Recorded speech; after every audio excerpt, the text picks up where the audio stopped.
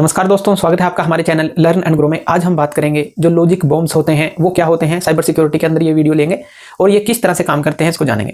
तो जो logic bombs होते हैं ये एक तरह का, जैसे इसके अंदर वर्ड आया है लॉजिक, तो इसके अंदर क्या होता है कि एक सेट ऑफ इंस्ट्रक्शन होती है जो हम जिसका एक प्रोग्राम बनाते हैं और उसको कंप्यूटर के अंदर डाल दिया जाता है, यानी कि किसी भी सिस्टम या नेटवर्क के अंदर डाल दिया जाता है। और जब वो स्पेसिफाइड कंडीशन को मीट करता है, यानी कि जब भी स्पेसिफाइड कंडीशन उसके साथ मेल खा जाती हैं, तब वो एक्सप्लोड हो जाता है, यानी कि तब वो फैलना स्टार्ट कर देता है सिस्टम के अंदर और वो अपना काम करता है। इसलिए इसको लॉजिक बॉम्ब नाम दिया गया है। यानी कि एक लॉजिक जो है उसके अंदर, यानी कि जो सेट ऑफ इंस्ट्रक्शंस उसके अंदर जो डाल दी गई हैं कि जब एक कंडीशन आएगी, जब वो उससे मैच करेगा तब ही वो एक्सप्लोड करेगा और सिस्टम को हार्म पहुंचाएगा।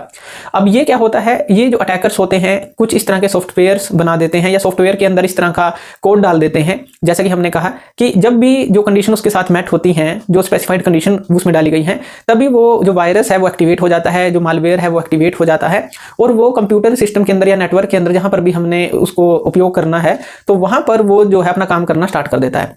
जिस हिसाब से जो हार्म पहुंचाना है सिस्टम को, उस हिसाब से वो पहुंचाना शुरू कर देता है। तो ये इसीलिए जो है इसको ये नाम दिया गया है। इसको हम स्लैग कोड के नाम से भी जानते हैं। स्लैग कोड भी यही होता है, यानी कि जब तक जो स्पेसिफाइड कंडीशन है वो मैच नहीं होंगी, जब तक ये काम नहीं करेगा, ये ऐसे ही पड़ा रहेगा। और जब स्पेसिफाइड कंडीशन या स्पेसिफिक डेट और टाइम जब मैच होगा तब ये ट्रिगर कर जाएगा और ट्रिगर करने के साथ ही अपना काम स्टार्ट कर देगा। इसके जो काम हैं बहुत सारे हो सकते हैं, जैसे सिस्टम को एक तरह से डैमेज कर देना, या फिर जैसे जो ड्राइव्स हैं उनको फॉर्मेट कर देना, या सिस्टम के अंदर जो आपका जो डाटा है उसको लीक कर देना, किसी और के पास भेज देना स्पेसिफाइड डेट और टाइम पे।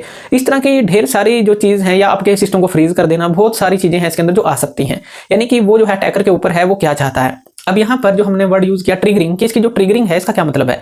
ट्रिगरिंग का मतलब है कि जो स्पेसिफाइड डेट और टाइम जब आएगा तभी वो ट्रिगर करे, यानी कि उसको कब ट्रिगर करना है। आज से 6 महीने बाद उसको जो मालवेयर फैलाना है आपके सिस्टम में, या वायरस फैलाना है आपके सिस्टम में, या आपकी हार्ड ड्राइव को फॉर्मेट करना है, या आपके डाटा को लीक करना है। इस तरह से ट्रिगर कब करना है, इसके अंदर भी कई तरीके आ जाते हैं ट्रिगर करने के। सबसे पहला तो यही है स्पेसिफिक जो डेट और टाइम है, कि जब डेट और टाइम जो स्पेसिफिक आएगी तभी वो ट्रिगर कर जाएगा और जो भी उसको काम करवाना है उस मालवेयर और वायरस से, तो सिस्टम के अंदर वो काम करना स्टार्ट कर देगा। काफी मुश्किल होते हैं इन तरह के जो ये चीजें होती हैं इनको डिटेक्ट करना, और स्पेसिफिक टाइम और डेट पर ही ये अपना काम करना स्टार्ट करते हैं, क्योंकि उससे पहले पता ही नहीं चलता, सिस्टम के ऊपर कोई फर्क पड़ता ही नहीं। दूसरा होता है काउंटडाउन, ट्रिगरिंग के अंदर ही आता है। यानी कि जब आप इस तरह का मालवेयर या वायरस या कोई इस तरह का सॉफ्टवेयर बनाकर वो डालते हैं सिस्टम के अंदर, तो उसके अंदर इंटरनल क्लॉक होती है। अब देखिए सिस्टम क्लॉक अलग है, इंटरनल क्लॉक अलग है उसकी। जैसे आज आपने डाला तो उसकी इंटरनल क्लॉक स्टार्ट हो जाती है, एक्टिवेट हो जाती है कि 6 महीने बाद जो है वो अपना काम करेगा, या 1 महीने बाद या 24 घंटे बाद वो अपना काम करेगा। अब इस तरह के जो इंटरनल क्लॉक वाले जो इस तरह के हार्मफुल सॉफ्टवेयर हो गए या हार्मफुल इस तरह के लॉजिक बॉम्ब्स हो गए, ये जो है काफी मुश्किल होते हैं एक तरह से इनको डिफ्यूज करना, अगर हम कहें, या कहें कि इनको खत्म करना, क्योंकि ये सिस्टम क्लॉक पे डिपेंड नहीं है, अपनी इंटरनल क्लॉक पे डिपेंड है। तो ये काफी इसीलिए कहते हैं कि अनडिटेक्टेड रहते हैं ये और पता भी नहीं चलता, और ये समय आने पर अपना काम कर देते हैं। इस तरह के मालवेयर होते हैं। उसके बाद आ जाता है कि जैसे हमने काउंटडाउन देखा, इसी तरह से थर्ड पार्टी जो का भी यूज करके जो अटैकर्स हैं वो जो है यहाँ पर काम करते हैं। यानी कि जैसे शेड्यूलर्स होते हैं, वो इस तरह का जो सॉफ्टवेयर बनाकर डाल देते हैं सिस्टम में, और फिर जो बाकी का काम है जो थर्ड पार्टी शेड्यूलर जो है, यानी कि समय आने पर वो कर देते हैं, जो हमारे सिस्टम में पहले से ही होते हैं वो खुद ही उसको एक्टिवेट कर देते हैं।